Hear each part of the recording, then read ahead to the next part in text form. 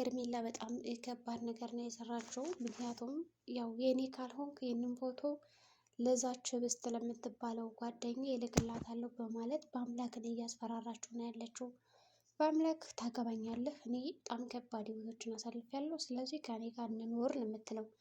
እሱ ደግሞ በጭራሽ እኔ ከአንቺ ጋር ልኖር አልችልም የሚል ሀሳብ አለው። ግን ደግሞ ይህንን ነገር ከኔ ጋር ማትፈጠም ከሆነ ማትቀጥል ከሆነ በስነስርዓት የማታከብረኝ ከሆነ ፎቶ ለህብስት ልኬ እዛ ቤት እንድትባረርና እንድትዋረድ አደርጋለሁ ትለዋለች።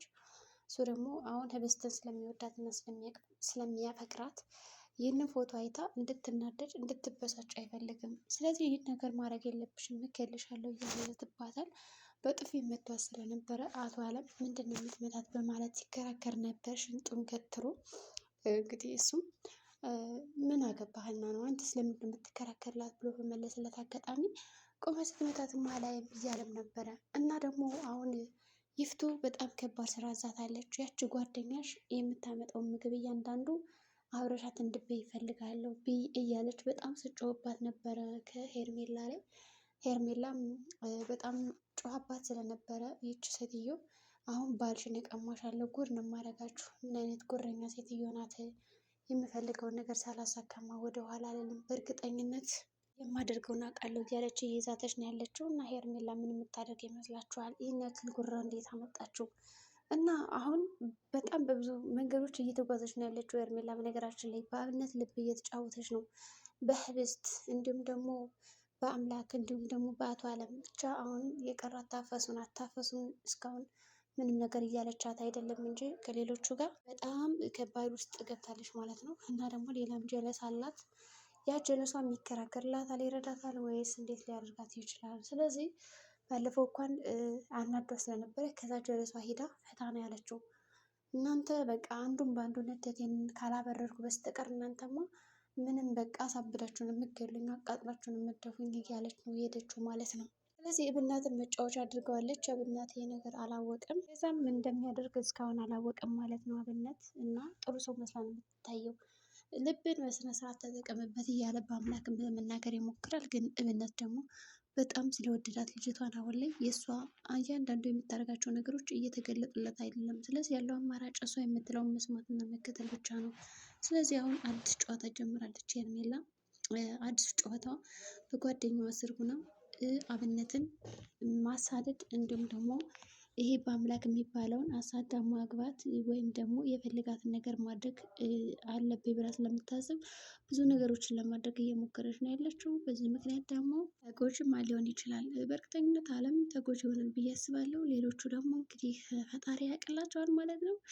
እና እንደምንም አድርገው ነገሮችን ለማቀለጣጠፍ እየሞከሩ ነው። እንግዲህ ባልና ሚስት ደግሞ እዚህ ጋር እየተተማመኑ አይደለም። የሚገርማችሁ ነገር ይህ ማለት ምንድን ነው?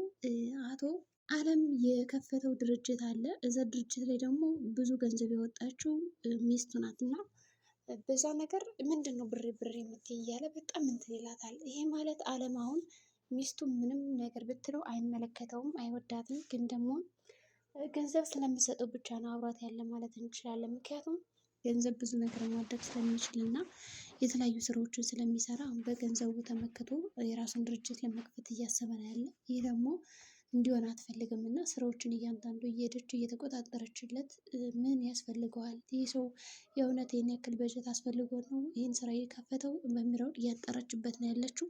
በዚህ ደግሞ በጣም ዝቅ አድርጋ እያየችው እየመሰለው ነው ያለ ማለት። አሁን አቶ አለም የቤት ባለቤት እንደመሆኑ እና አባወራ እንደመሆኑ ሚስት ደግሞ ከበድ ያለ ነገር እየሰጠችው ነው ያለችው። ሰው ሁል ጊዜ የምትናገራቸው ንግግሮቹ ቃላት እየሰበሩት ነው ያሉት። በጣም ጠንካራ አይደለም ምናምን ሰነፍ ነው እያለችው ነው ያለችው። እና በዛ ስራዎቹ እንደዛ ስታደርግበት ነው ወደ ሄርሜላ መሄድ የጀመረው። እና ማነጋገር አለብን ሲል መጀመሪያ አንቺ ሄርሜላን አናግሪያት፣ እኔ መጨረሻ ላይ አናግራታለሁ ነው ያለው። ይህም እንደዛ ያለበት ምክንያት ምንድን ነው? ታፈሱ ስራዋን እየሰራች ነው ያለችው። እንዲሁም ደግሞ ይፍቱ ስራዋን ነግራት ምናምን የምትፈልገውን ነገር ከወጣች በኋላ ጥሩ ጊዜ ማሳለፍ ፈልጓል ከሄርሜላ ጋር። እና ባለቤት ያለችሽን ነገር እባክሽ እንዳትቀየሚ፣ እርሹ፣ ቀስ በይ፣ ተረጋጊ እያለ የሚያስፈልግሽ ነገር ካለ ገንዘብም ምንም አለው ይላታል። ግን እዚህ ጋር አለው ሲላት አለም ሚስቱ ደግሞ ምንድን ነው ያደረገችው? ገና ለገና ገንዘብ ሰጠንሽ ብለን እዚህ ቤት እንደመጣች ትገቢያለሽ ትወጫለሽ ማለት አይደለም። ስለዚህ አመጣችን በልክ አድርገው ብላ ሙድጭ አርጋ ሰድባታለች። በዛም ተናዳ ብዙ ነገሮችንም አድርግሻለሁ ጠብቅኝ እያለች በጣም ስትዝትባት ነበር። ስለዚህ ሄርሜላ አዲሱ ዓላማዋ ትዳሯን መበተን ነው። ከዛ የራሷን ነገር መውሰድ ነው። በምንም ሆነ በምንም ግን በአምላክ ከዛ ጋር በጥፊ ሲደበድባት ለምንድን ነው የተማታ ሲለው ራሷን ጠይቃና ያለው እና ዝም ብለን ነው ምንም ነገር የለም ነው ብላ የመለሰችው ሄርሜላ። ከዛ በአምላክም በጣም ውሸታምነት እጅ ልጅ እያለውም ነበር። ከዛ በአምላክ ላናግር እፈልጋለሁ ብሎ ወደ ቢሮ ጠርቶት ሄዶ ቆም ይላል። ተቀመጥ ሲለው አልቀመጥም ይላል። ከዛ ከበድከኝ ሲለው ምንድን ነበር ያለው? እንግዲህ ከከበድኩ እኔ ምንም ማድረግ አልችልም፣ ስለዚህ ተነስና ቁም አንተም እንደኔ ነው ያለው። በጣም የሚገርም ትዕይንት ነበር ያሳየው እዛ ገባ አምላክ። የሚገርማቸው ነገር ግን ወዲያውኑ ደግሞ መረጋጋት እንዳለበት ተሰማውና ከባድ ነገር እንዳይፈጥር በማለት ይቅርታ አድርግልኝ ተናድጄ ስለነበረ ነው ይልና ወዲያውኑ ቁጭ ብሎ መነጋገር ይጀምራሉ። ስለ ስራቸው እንደ አዲስ ማውራት ይጀምራሉ። ስራችንን ማግባቡ መጨረስ አለብን፣ በዚህ አካሄዳችን እየከሰር ነው እንጂ ምንም እያተረፍን አንመጣም እና እባክህ ጥሩ ሰው ሁን፣ ይችን ልጅም አንድ ነገር በላት እያለ መምከር ጀመረ። ከዛ በአምላክም ተናዶ የነበረውን እንደ አዲስ ይቅርታ ተናድጄ ስለነበር ነው በማለት ይቅርታ ጠይቆ ለመስማማት ይሞክራል። ሰው ይህን ነገር ያደረገው ግን እንዳይነቃበት ነው። ከህብስት ጎን እንደቆመ እንዳይነቃበት ለማድረግ ስላሰበ ነው ይህን ነገር የተናገረው። ስለዚህ ልጅቷ ደደና ሞኝ ናት፣ አታስብ እያለ ነገሮችን ማስተካከል ይፈልጋል። ከዛም ካስተካከለ በኋላ እስኪ የሆነውን ነገር ያለው በማለት ብዙ ነገሮችን እያደረገ ነው ያለው። ከዛ በተጨማሪ ወጣ ህብስትን ራሱ ሳያያት ነው ሄደው። የሚገርማቸው ነገር ሄርሜላ በሰራችው ጥፋት ባነሳችው ፎቶ አይኗን ለማየት ራሱ አፍሮ ከብነት ቤት ሄዶ ለማተኛ ሲሞክር፣ ከዛ ደግሞ እንደ አዲስ ህብስት በእርግጠኝነት ከብነት ቤት ነው እንሂድ ትላትና ጓደኛዋ ጋር ይዛት ትሄዳለች። ጓደኛዋ በጣም ደስ ይላል። ምክንያቱም እሷን ማየት ነው የምትፈልግ። እሷ ራሱ እብነትን ማየት ነው የምትፈልገው። ምክንያት ነው የሰጠችው። ትናንትና ደውሎልኝ እኮ አብነት ምንም አላናገርኩትም እና እንደውም በዛውም ሄጄ ይቅርታ ጠይቀዋለሁ ትልና ትሄዳለች። በእርግጥም ይሄ ጥሩ ምክንያትና በጣም ከባድ ምክንያት ነው የሰጣት። ለእሷ ለመንቀሳቀስ ተመችቶታል። ከዛ ያው ህብስትም የእውነት መሰላት እና ተከትላ ትሄዳለች። ከዛ ስትያዩት ቁጭ ብለዋል። እናም በኋላ እንዴት እዚህ ዋንገ ትለዋለች። ስለዚህ ማውራት አለብን ትለዋለች። ግን ደግሞ ብቻቸውን ጥለዋቸው ወጡ እንዲያወሩ ብሎ ልታወራ ፈቃደኛ አልነበረችም። ዝም ብላ ነበር ስትመለከታ የነበረ። ይህን ጉዳይ ደግሞ አውሪ እንጂ ምንድን ነው እናወራለን ብለሽ እኮ ነው ያመጣሽኝ ይላታል። እሷ ደግሞ ምን ትናገር በጣም ግራ ገብቷት እያየችው ነበረ። ወዲያውኑ ቴክስት ትልካለች ሄርሜላ።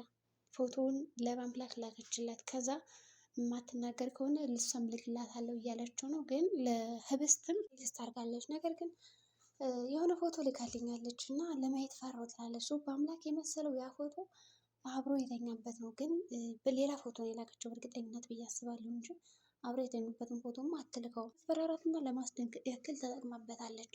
ፎቶን አትዩ ሲላትም ነበረ። ስለዚህ መጨረሻቸው ምን ሊሆን ይችላል? ይቺ ሄርሜላ ምን ብናደርጋ ነው የሚሻላት?